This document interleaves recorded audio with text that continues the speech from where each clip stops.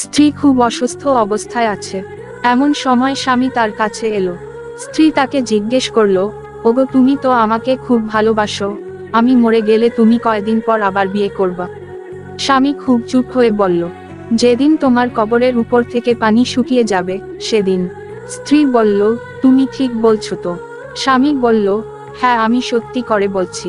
স্ত্রী বলল, তাহলে তুমি আমাকে কথা দাও এর আগে বিয়ে করবা না।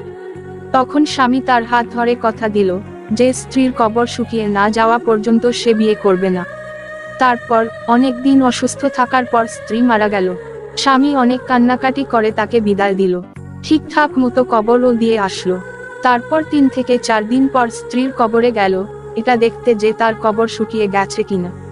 কিন্তু সে দেখলো কবর এখনো শুকায়নি। সে মনে করলো আরো কিছুদিন অপেক্ষা করি, তারপর যাই।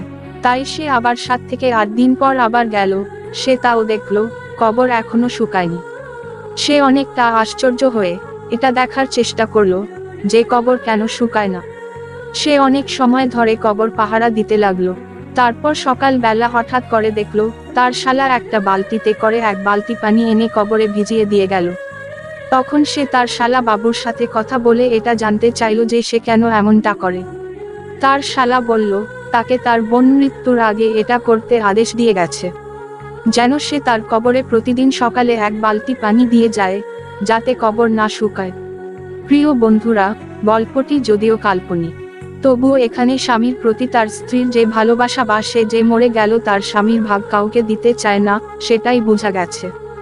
যদিও সবার ক্ষেত্রে এটা প্রযোজ্য নয়। অনেক অনেক ধন্যবাদ গল্পটি শোনার জন্য।